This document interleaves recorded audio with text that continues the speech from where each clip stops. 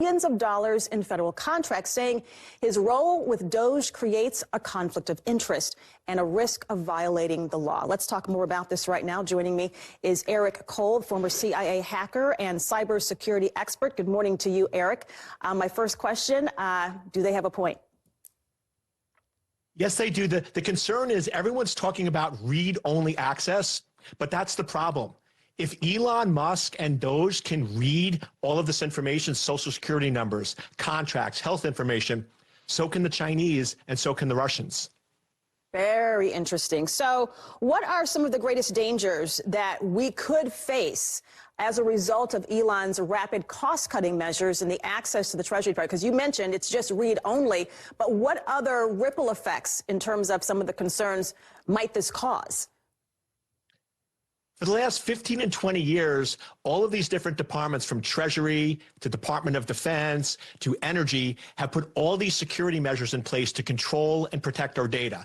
These data centers are housed in secure locations. We were all concerned 8 years ago when Hillary Clinton was putting her own private servers at State Department. Well, guess what?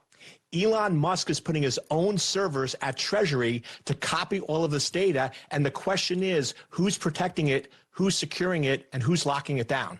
All right, so that's a good point. Let's look forward. Do you think that DOGE is going to make some changes in terms of their methodology after all of these concerns are now being voiced? It's sitting before lawyers, there's lawsuits, temporary blocks to federal payment systems. What do you anticipate his next move might be to comply with some of these concerns or to address some of these concerns but still get the job done?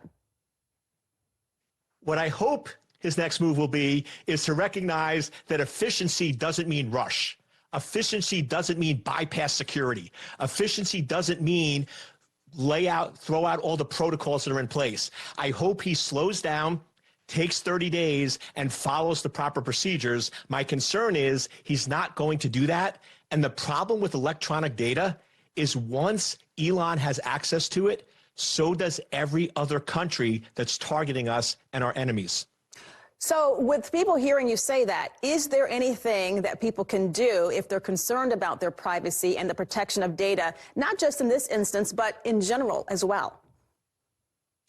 So two big things they can do. First is recognize that this is going to cause a huge increase to identity theft, because the information that's being accessed, the information that's disclosed, are things like social security numbers, personally identifiable information, potentially even healthcare information. So we just have to be on alert that if you see suspicious activity, if you see new credit cards being opened in your name, make sure you take action, and also lock down your accounts. Passwords are not enough. We need to move to two-factor authentication or multi-factor authentication for all accounts, from banks to e-commerce to any credit cards or anything that's sensitive. All right. Great advice. Great insight. Eric, thank you for your time this morning. Well, moving on right now, Super Bowl 59, as you know, it was